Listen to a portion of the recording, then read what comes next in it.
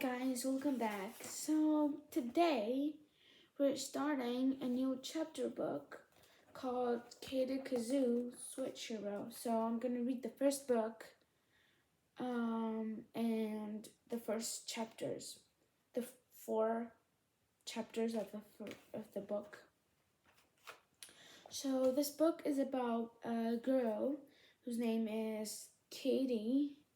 And she's in like 4th grade, I think, and she has many friends.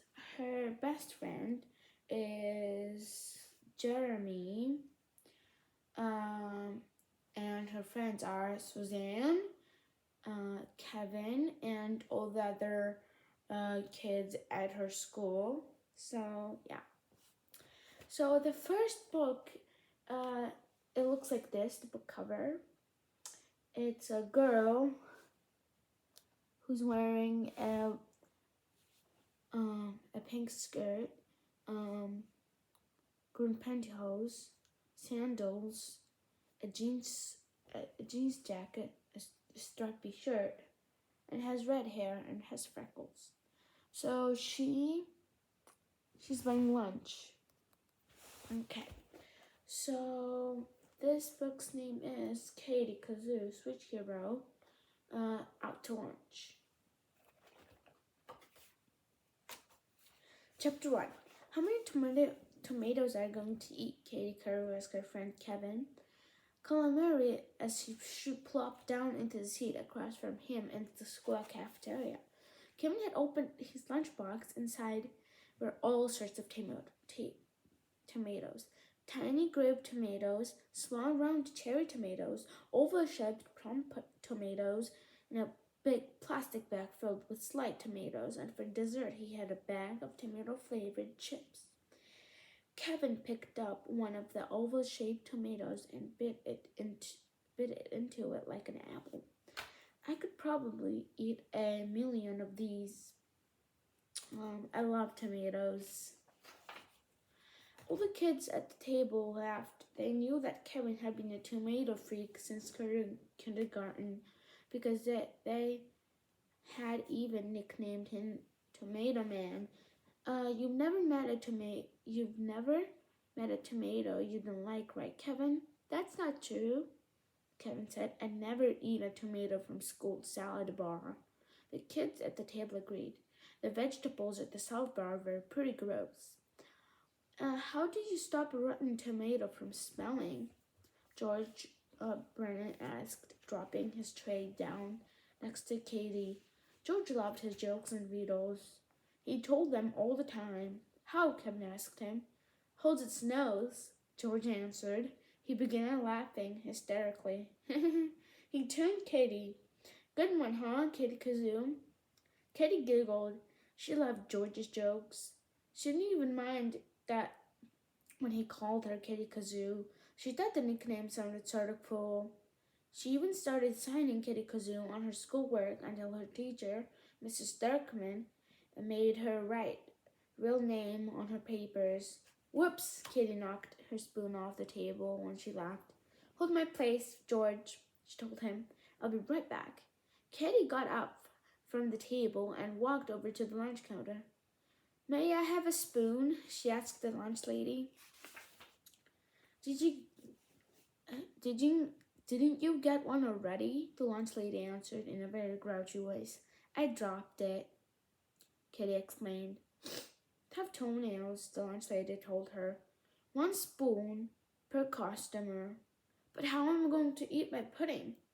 Use your hands, or better yet, don't eat it at all. I wouldn't.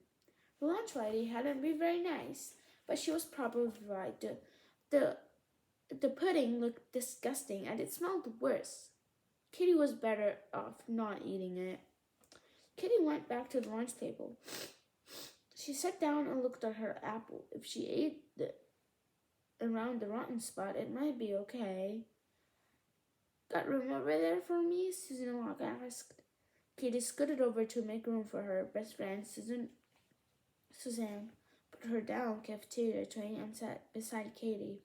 I thought you were sitting at the other table with Jeremy, Katie asked. She looked over at the long long table in the corner, where Jeremy Fox sat with two boys from the other third grade class. Katie had known Jeremy and Suzanne practically since they were babies. Jeremy and Suzanne were pals, but I think of each other as best friends. Katie considered both of them her best friends, though. Jeremy's looking at some dumb baseball book. Susan explained. It's so boring. She placed her spoon into her bowl of alphabet soup and finished around A. A moment later, she lifted the spoon and smiled. Look, I spelled rat. See? That's the soup she's eating, and it's spelled R-I-T, rat. Katie looked onto Suzanne's spoon. Sure enough, the letters R, A, and T were sitting in a sea of light orange water. Katie giggled. Suzanne put the spoon in her mouth and made a funny voice. Even a rat wouldn't eat this stuff. It's terrible, just water with food coloring. It's no favorite at all. The food in this cafeteria is awful, and almost everything's made of some sort of meat. All I ever get to eat for lunch is a stale bagel and jello. Oh, come on. Sometimes they serve gloopy overcooked macaroni and cheese. Old carrot sticks, Susan teased. You can eat that? Yuck, Katie exclaimed. That's what you get for being a vegetarian. Did you hear the one about the guy with the carrot stick stuck in his ears? George interrupted. Katie shook her head. No, that's okay, George shrugged. He didn't hear either. As George laughed at his own joke, Susan frowned. That one was really bad, George, she said. She turned back to Katie. The fried chicken nuggets aren't too bad. They serve a lot. I don't know why won't you even eat a piece of chicken once in a while? I told you I won't eat anything that had a face. But chickens have ugly faces, Kevin pointed out. I won't eat any animals, Katie insisted. Of course, that doesn't leave me with any choices in the cafeteria. Why don't you ask your mom to pick your lunches? Miriam Chan suggested as she took a bite of her turkey sandwich her mother had packed. She doesn't have time, Katie explained. On the days she opens the store, she leaves for work at the same time I leave for school. Our house is crazy in the mornings. Katie's mom worked part-time at the Book Nook, a small bookstore in Cherrydale Mall. I'm glad my mom packs my lunch, Kevin said. That way, I don't ever have to face the lunch lady. He made a scary face. You know what happened to me today? Susan asked. I asked lunch lady if I couldn't have a banana that was totally brown and mushy. You know what she told me? If you eat fresh fruit, get it from home. Brown mushy bananas are what on the cafeteria menu today. She's such a grump, Kevin said. You'd be grumpy too if you had to dish out smelly, disgusting food all day. That's true, Katie agreed. Speaking of disgusting, look at Georgie, Zoe Saint exclaimed. I think I'm going to throw up. Katie looked over at George's tray. It was totally gross. George had mixed his mashed potatoes and vegetable soup together, and he'd poured his chocolate milk into the mix. He was stirring in some orange jello. Hey, Katie Kazoo, do you dare me to eat this? He asked her. Katie made a face. Yuck, she exclaimed. Susan stewed and picked up her tray. Come on, Katie, she said. Let's get out of here before George really does eat all that mess. As Katie and Susan headed toward the playground for recess, Susan looked back at George and sighed. Boys can be so dumb, she remarked. Katie shrugged. Some boys could be pretty dumb, but other boys were really cool, like Jeremy. Katie was about to say that, but she stopped herself. Susan got mad whenever Katie talked about Jeremy. Susan didn't like to think that Katie had two best friends. Come on, hurry up, Susan urged. Katie, let's see if we can go to the hopscotch game for the fourth graders do. Katie followed her friend out the door. Katie tossed her stone toward the hopscotch board. It landed in the middle of the three quickly. Of the three, quickly, Katie began jumping up and down the board. As she bent down to pick up her stone on the way back, she heard Jeremy's voice over her head. You guys want to throw the ball around a little bit? He asked. Katie hopped off the board and smiled at Jeremy. Maybe later, she said. We're kind of in the middle of a game. Susan gave a deep sigh. I can see that, Katie. She turned to Jeremy. Can't you? Jeremy nodded. I just thought maybe you two want to play catch, that's all. You said you want to work on your aim, he reminded Katie. I do, Katie said kindly. How about after we finish the hopscotch? Jeremy shrugged, put his glasses further up his nose. Sure, see you later. As Jeremy walked off, Katie looked at Suzanne. You sounded kind of angry. Are you mad at Jeremy for something? She asked. Suzanne shook her head. No, I just thought it was really rude of him to try to break up our game. Katie nodded. I guess we could have asked him if he wanted to play with us instead. He wouldn't wanted to play hopscotch, Susan told Katie. None of the boys play hopscotch anymore, Katie shrugged. Susan was probably right, but she could have asked Jeremy to play anyway, just to be nice. Just then, Mandy Banks came strolling over. Miriam and Zoe were right behind her. They were each carrying flat, smooth stones perfect for hopscotch. Can we play with you? Mandy asked. Susan smiled brightly. Sure. You right after Katie, Mandy, then Zoe, then Miriam. This game is for third graders girls only. Right, Katie? Katie didn't answer. She didn't like it when games were just for girls or just for boys. She was just much happier when everybody got to play. Katie tucked her red hair behind her ears. He reached out and tossed her stone toward the square with the 4 in it. The small rock soared right over the box and landed on the 8 instead.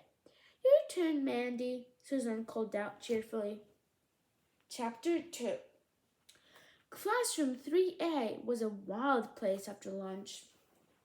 Look out, incoming plane, George shouted as he threw a paper airplane toward Kevin. Kevin laughed. Ha ha, back at ya. He tossed the plane back to George. Susan ducked as the paper plane shot over her head.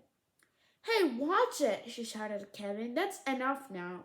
Mrs. Darkman told the class. Recess is over.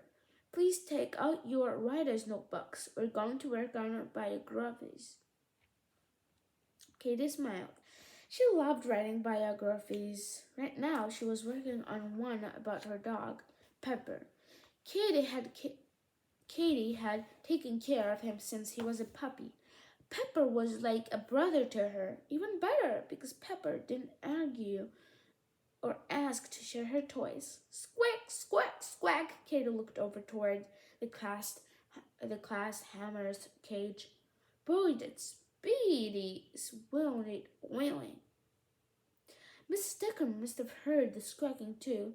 She said, Oh, class, before I forget, the classroom floors are being cleaned this week. I'll need someone to take Speedy home. If you're interested, bring me a note from your parents saying it's okay. Kitty knew she couldn't even think about bringing Speedy home for the weekend, not with Pepper living there.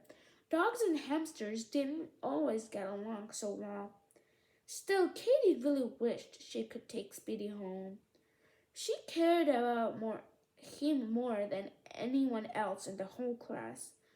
Maybe that was because Katie was the only one in the class who had actually been Speedy.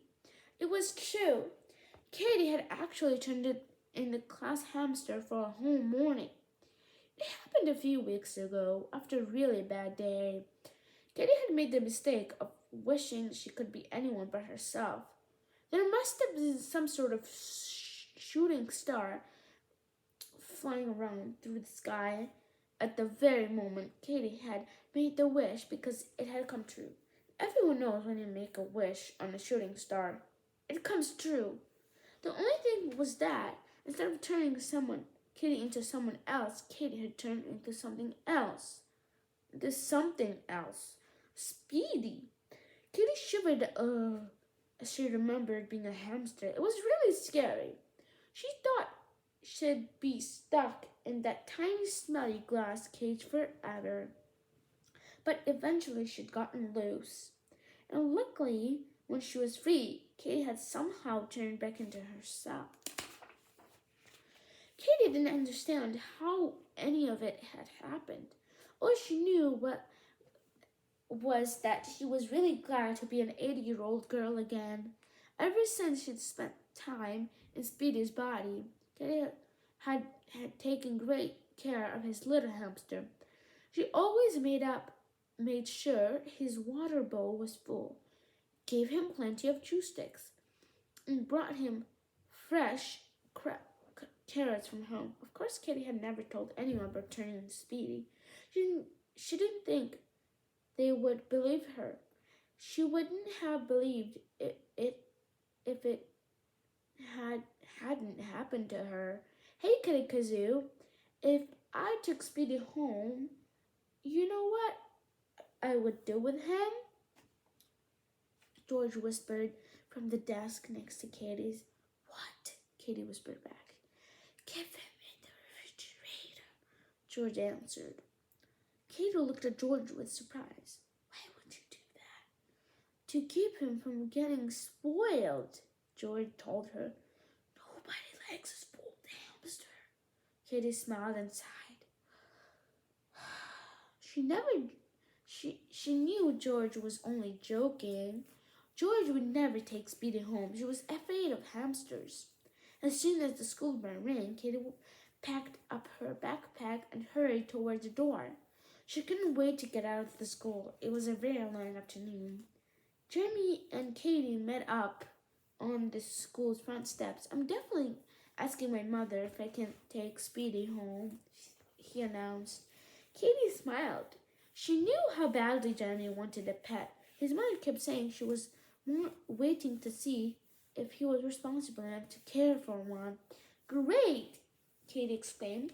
Once your mom sees how you fed Speedy, give him water, and change the dirty litter in his cage, he'll give you your own pet for sure. I have to change the litter? Jeremy asked, scrunching up his nose.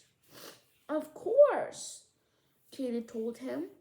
Otherwise, it starts to stink. Before Jeremy could answer, Suzanne came bounding down the steps towards them. I'm so excited, she announced. How come? Katie asked her. 'Cause I'm going to ask my mom to let me bring Speedy home this weekend. It'll be much to have him there. I'm going to build him a whole hamster playground. I can use toilet paper tubes, and curtains. And wait a minute, Jeremy interrupted her. You're not bringing Speedy home. Why not? Because I'm bringing him home. Or not. I am too. Yeah, who says? I do. Susan looked straight at Katie. Which one of us do you think Speedy should go home with us? Katie wasn't sure what to say as she looked from Jeremy to Suzanne. She wasn't sure who Speedy would be happier with. Jeremy promised he would take good care of Speedy, but Katie knew Jeremy had a little league game on Saturday. What if he was so busy thinking about baseball that he forgot to fed Speedy? this is the picture. That's Suzanne, and that's Jeremy, and that's Katie. On the other hand, Susan might not be able to take care of Speedy very well, neither. Susan's mom had just had a new baby. Now that little Heather had arrived, things were a little crazy at Susan's house. People were always stopping by to see the new baby, and everyone was busy running around, changing diapers and hitting bottles. What if someone knocked the lid off Speedy's cage by accident? The hammer would be long gone before anyone in her house even realized it had escaped. Come on, Katie. What do you think?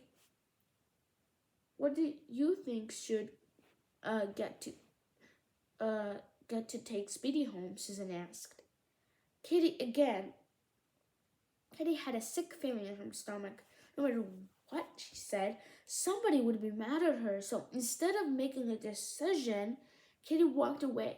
I have to get home and feed Pepper, she told her friends quickly. Talk to you later. Bye. Chapter 3.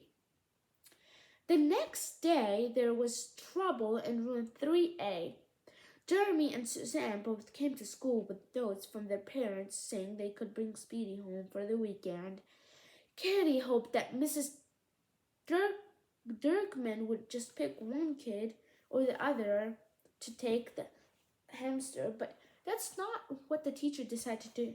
You two will have to work this out between you. Miss Dirkman told Jeremy and Suzanne. You have until the end of the week to tell me what you decide. Katie thought that was just about the most terrible thing her teacher could have done. Neither Jeremy nor Susan was going to give it in. It didn't seem like her friends even cared about taking care of Speedy anymore. All they cared about was winning. The whole class was cut up in the war between Susan and Jeremy. All the boys were siding with Jeremy. The girls were all on Suzanne's side, except Katie. She did not know whose side to be on. Jeremy and Suzanne were both her best friends. Unfortunately, Jeremy and Suzanne weren't friends with each other anymore. You're going to sit with me, aren't you, Katie? Suzanne asked as class 3A walked to the cafeteria. Who says she's going to sit with you? Jeremy interrupted. She was my friend before she ever met you. Suzanne rolled her eyes. That's just because your mom knew each other when they were kids, she explained. You guys probably wouldn't have become friends if it weren't for that. George pulled a bag of potato chips from his lunch bag. Do you know why best friends are like potatoes? He asked jokingly. No, why? Katie said. Because they're always there when the chips are down. George started to laugh. Get it? Katie smiled. She was glad George was trying to make everyone laugh. That was funny, she told him. Suzanne put her arm around Katie. Katie is like that, she told the other. She's always on my side. Jeremy moved closer toward Katie. No, she's always on my side, he argued. Katie could feel the tears starting to build up in her eyes. This wasn't just fair. Look, you guys, I like the both of you. I don't want to have to choose. I wish I could have just cut myself in half, she said. George started to laugh. What's so funny about that? Katie demanded. Nothing, George shrugged. It's just that I was thinking if you cut your left side off, you'd be all right. But for once, Katie didn't laugh with him. She felt like nothing was going to be all right ever again. Quickly, she turned and ran back into the hall. I have to go to the bathroom, she mumbled as she darted away. Katie walked into the girls' room and looked around. There was no one else there, so it would be nice to be alone. Maybe she could have just stayed in the bathroom until lunch was over. That way, she could keep away from Susan Jeremy, and everyone else in her class. Katie looked at her watch. It was 12:05. Lunch was over at 1. That meant she would have to stay in the girls' room for 55 minutes. That was a very long time. What could she do in the bathroom for 55 minutes? Katie looked at her watch again and made that 54 minutes. The hands on her watch just moved to 12:06. Well, for starters, she could wash her face and hands. She turned on the water and held her hands under the faucet. Suddenly, Katie felt a light wind blowing on her back. She looked up toward the bathroom window. It was closed, so it was the door. The wind wasn't coming from the outside. It was only blowing in the girls' room. Katie gulped. As she looked around her, the wind didn't even seem to be blowing anywhere else in the room, just around Katie. The wind grew stronger and stronger, swirling around her like a tornado. For a minute, Katie was sure of it. It was going to lift her right off the ground like Dorothy in The Wizard of Oz. She closed her eyes and grabbed on the sink, trying to keep herself from flying away. Katie was really scared. She knew what this kind of wind would cause. This wasn't the first time Kitty had been trapped in a strange magical windstorm. It happened to her twice before. Once she was turned into Speedy, once she turned back into Saul. This wind could only mean one thing. Katie Kazoo was becoming somebody else, but who or what?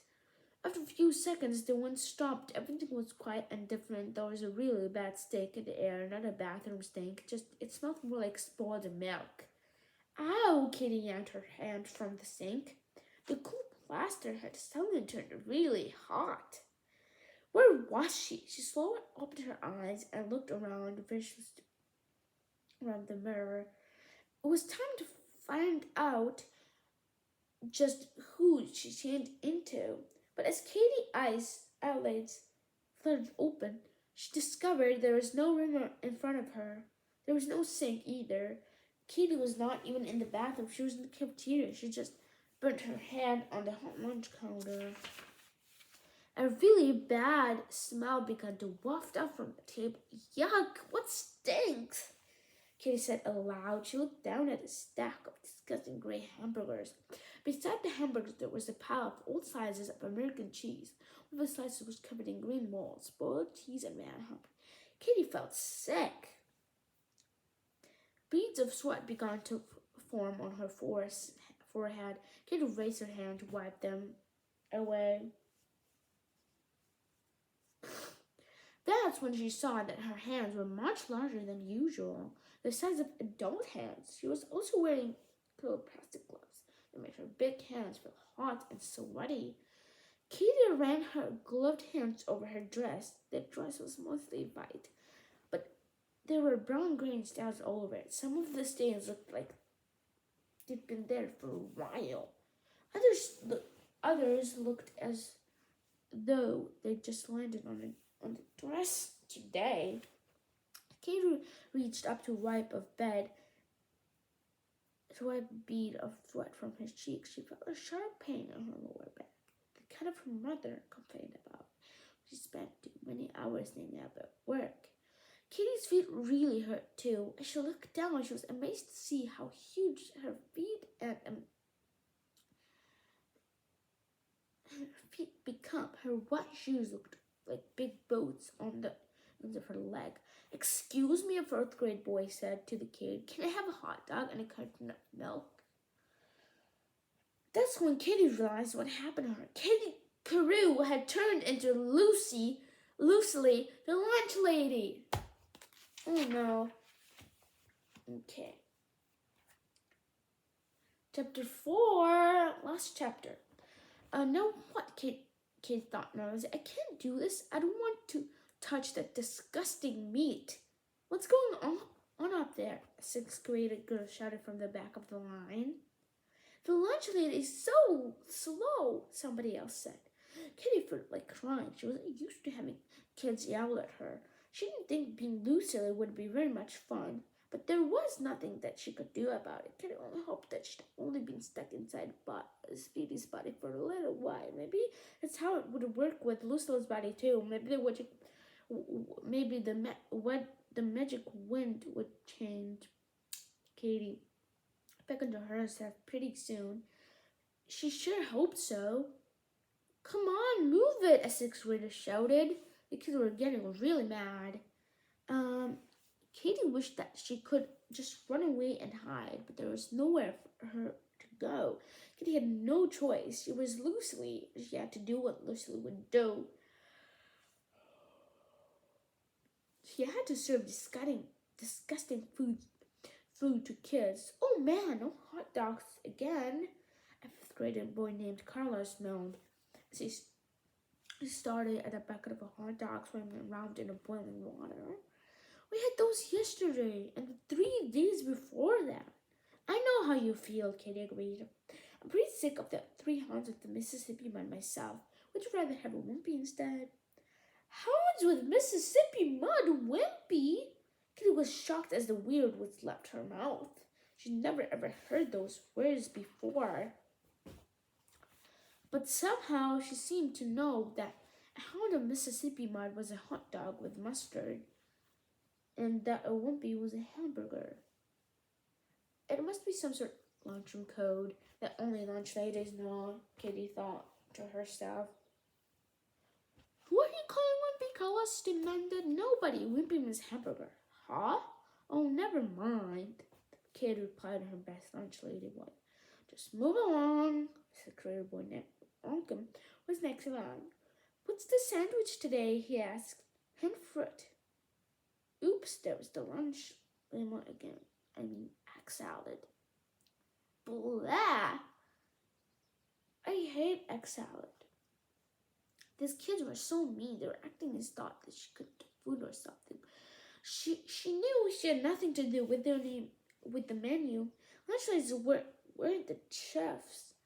They just served what they were given. It was like she was having a whole lot of fun serving the stuff either. It was awful staying back there, behind the counter, having to stare at a rotting fruit and sniffing the scent of a boiled hot dog, overcooked baked beans, and egg salad all day long.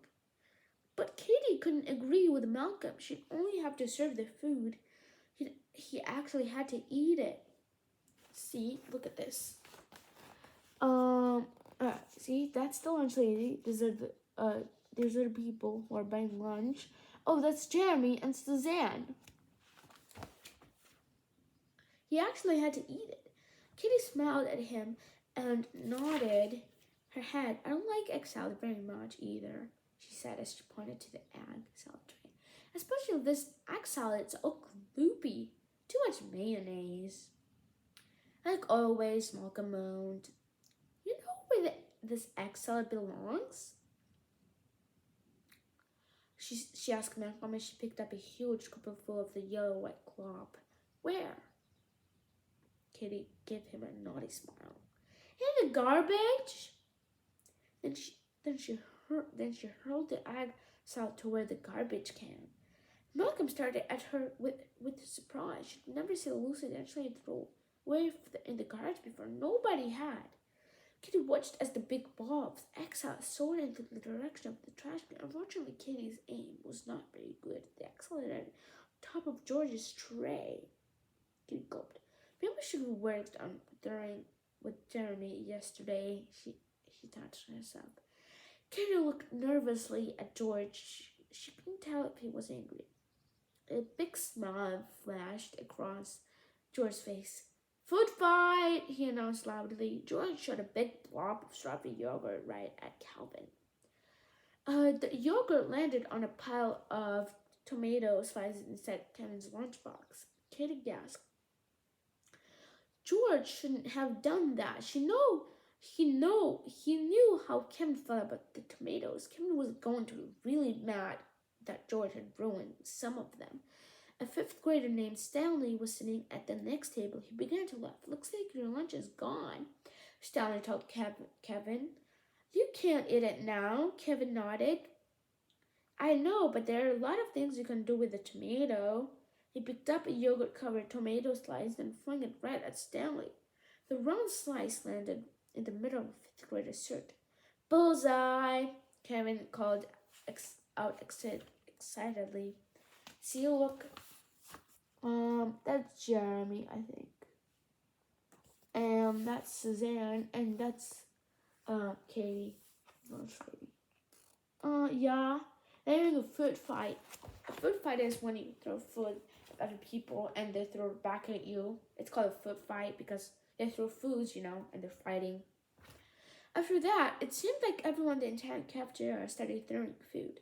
Stanley tossed his jelly sandwich toward the table where class 3A was sitting. It landed right on Jeremy's face. Suzanne began to giggle as Jeremy wiped grape jelly from his glasses. Jeremy threw a glob of mashed potatoes at Suzanne. Suzanne rolled a piece of hot dog bun into a little ball and threw it at Jeremy. Mandy was so busy watching Suzanne and Jeremy that she didn't notice a hot dog with mustard flying towards her. It landed right on her head. "Ooh, gross!" she shouted out. The hot dog slid onto the floor below, but the mustard stayed in Mandy's hair. Miriam started giggling. Mandy grinned and shook her head wildly, splashing yellow mustard all over Miriam. Miriam picked up a slice of salami and threw it at Mandy. Mandy ducked, landed in Zoe's nose. George laughed so hard he fell off his chair and landed on the floor. Zoe picked up her milk and poured it over George's head. George wiped the milk from his eyes, smiled, and licked his lip. He exclaimed, "Chocolate, my favorite." The kids were going wild. They launched lunch meat. They flung frankfurters. They heaved hamburgers. Everything was covered with food. The teachers tried to stop the food fight, but they couldn't. The lunchroom was a mess. Kitty looked up. A canned peach was flying straight at her head. She ducked the bright orange fruit, smacked into the wall behind her, and slid toward the floor. "Look out!" Katie cried as she scooped up two huge handfuls of green jello. "Here comes a jello bomb!" She reached back and threw the globe across the room. The slimy jello flew through the air and landed a splat right in the middle of Mr. Kane's forehead. Kitty had just slammed the school principal. "Lucille!" Mr. Kane shouted in a merrying voice as he wiped up the gooey green stuff from his eyes. "I'll see you in my office in 15 minutes. The entire lunchroom froze. All eyes were on Katie. Oh no, Katie had totally forgot she was the lunch lady. She was in big trouble now. "Yes, sir," Katie told the principal. "This lady's well grown up boys. As for students," Mr. Kane continued, "you will be spending the rest of your day cleaning the cafeteria." See? Okay, let's show you. Okay, let's see. That's the principal. That's George. I think that's Suzanne. Yeah, and back there is Jeremy. See? The jello landed right on the principal's face. Okay. So we finished 4 chapters. And I'm gonna upload it on YouTube today, and you can watch it. And I'm gonna add a comment. What you think about it? Write in the comments. What do you think about this book? Do you like it? You don't like it? Should I start a new book? I don't know. So I'm so happy. So you guys, I'm coming back in 2 weeks in Georgia. So you guys, I'll be continuing some videos in Georgia. I can text you from the airport, and down something. So I'm so happy. See you guys. Have a great day. And you can watch it whenever you want. I'll upload it today. Bye guys. Have a great rest of your day.